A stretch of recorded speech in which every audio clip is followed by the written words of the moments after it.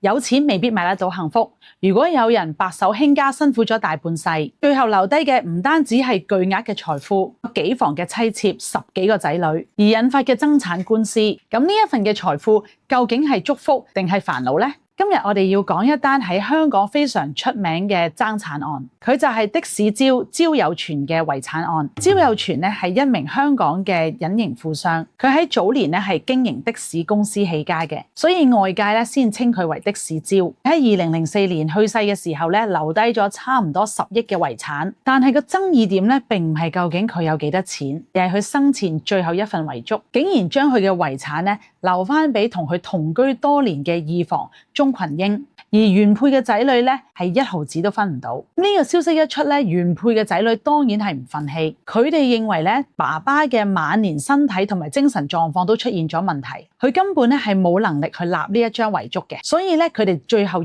稟法院要求推翻爸爸喺2003年立嘅遺囑。究竟焦有全喺臨終嘅時候發生咗啲咩事呢？又點解呢一份2003年嘅遺囑令到原配嘅仔女同二房對簿公堂呢？而法官咧喺佢嘅判詞一開始就係咁樣形容嘅，一個令人傷心嘅案件。歡迎嚟到與法有緣，我係 Elsie Lo 盧律師。我哋解讀呢一單爭產案咧，就一定要認識焦有全呢一個人。焦有全咧就唔係一個含住金鎖匙出世嘅富二代，佢同原配早年咧其實都係工廠工人嚟嘅。咁其實咧佢哋就租住喺銅鑼灣嘅百德新街。咁後尾咧佢哋兩公婆咧就係買賣的士牌照而致富嘅，所以咧佢就叫做的士焦啦。咁外邊咧有傳聞的士焦咧係手握住過百個的士牌照喺手，律師咧更加形容佢為3不知，唔知有幾多仔女啦，唔知有幾多女人啦，同埋唔知有幾多身家。咁其實大家都知道香港嘅的士牌照數量係有限嘅，咁由70、80年代開始咧，的士牌照嘅價格咧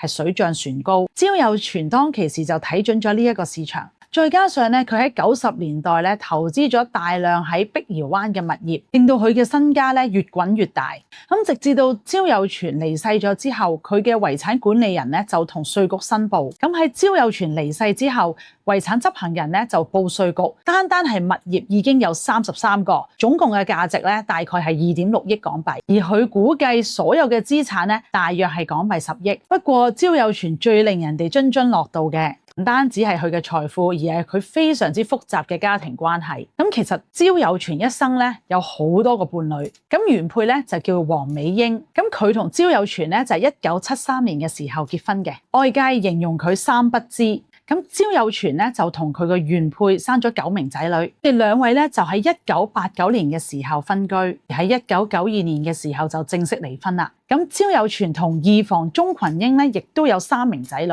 咁而焦有全咧，仲有3房同埋4房，而佢哋都有小朋友嘅。而入稟法院挑戰2003年嘅遺囑咧，就係原配黃美英嘅6名仔女。咁咧，由於焦有全同佢原配離婚之後咧，女方嘅情緒一直都唔穩定。不過佢仍然有照顧女方，同埋咧帶佢去旅行。不過咧，當其時咧，原配都成日話要自殺。咁喺2003年咧，原配咧就喺國內佢嘅居所入邊咧燒炭自殺。而根據資料記錄，因為當其時佢個大仔咧入咗精神病院，導致到原配精神崩潰。咁所以原配黃美英嘅死咧就成為咗呢個家族入邊嘅傷痕。咁喺嗰陣時咧，焦有全咧亦都指使佢嘅律師立一份新嘅遺囑。咁其實焦有全喺生前咧就唔止立過一份遺囑，咁佢喺1997年嘅時候亦都曾經立過一份遺囑，將佢嘅資產咧平均分俾咁多位仔女嘅。換句話嚟講咧，即係原配嘅仔女咧，當時咧都可以分到佢嘅遺產，但係新嘅嗰一份遺囑就撤銷咗之前1997年嘅安排，亦都將佢自己成份嘅資產咧留咗俾二房鍾群英。1年之後佢就離世啦。咁頭先講過啦，原配嘅仔女咧就入稟法院去挑戰焦有全2003年嗰份遺囑嘅有效性。香港咧係實行普通法嘅，喺呢個框架底下咧，要推翻一份遺囑咧，唔係淨係講唔公平就得啦。所以如果原配嗰班小朋友係想推翻2003年嗰份遺囑，佢一定要 prove 到嗰個遺囑係有問題。而原配嗰班小朋友挑戰嗰個遺囑嘅基礎咧，就係爸爸喺簽名嘅時候究竟係咪失能。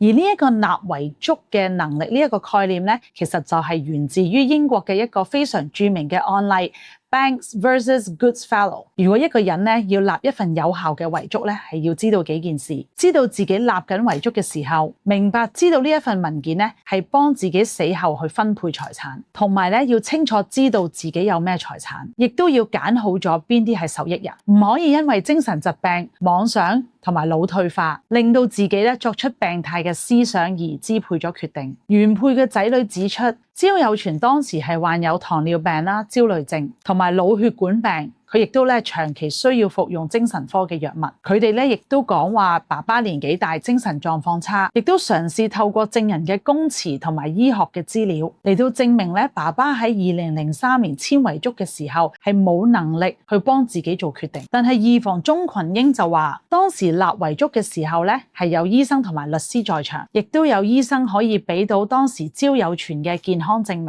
二房進一步解釋就係話，焦有全其實係冇忘記到原配嘅小朋友，只不過佢係好清楚唔會將佢自己嘅身家分俾佢哋，因為當時佢覺得大仔好反骨，而當其時原配呢一房嘅仔女亦都發生咗一啲內訌，而呢樣嘢令到焦有全好失望。咁到最後高等法院嘅裁決就係話呢一份2003年嘅遺囑係有效嘅，亦即係話原配嘅仔女挑戰呢一份遺囑失敗而需要付上訟費。當其時主審法官喺佢嘅判詞入邊寫咗一句說話 ：This is a sad case。出咗呢個判決之後原配嘅仔女亦都有進行上訴，不過上訴庭都係維持原判嘅。對於原配嘅仔女，佢哋冇咗媽咪，佢哋亦都覺得爸爸咁多年嚟都係偏心二房，連遺產都冇留俾佢哋，而最後亦都要承擔巨額嘅訟費。其實喺呢個案件一路行緊嘅時候法官亦都多次係希望雙方可以和解，而當中曾經討論過，如果唔和解嘅話涉及嘅訟費係達到1000萬以上。對於二房嚟講佢係多年陪伴住焦有全嘅人，從法律嘅角度，焦有全將佢嘅遺產留咗俾二房；從家族嘅角度嚟睇二房就係掠奪咗焦有全財產嘅敵人，所以法官先至話呢一個係令人傷心嘅案件。贏咗官司嘅人得到錢，但又未必得到人哋嘅祝福；而輸咗官司嘅人失去咗財產，亦都失去埋最後對爸爸嘅感情。財富傳承究竟一張遺囑就搞得掂啊？定係生前需要同屋企人好好地咁溝通？有錢可以買車買樓買的士牌，但係就買唔到一個和睦嘅家庭啦。今日焦有全嘅爭產案就講到呢度，你哋又點睇呢一單案呢？歡迎大家留言分享你嘅想法。如果中意我呢條片嘅朋友，記得撳個 like、subscribe 同埋撳埋個鐘仔啦。我哋下次見啦，拜拜。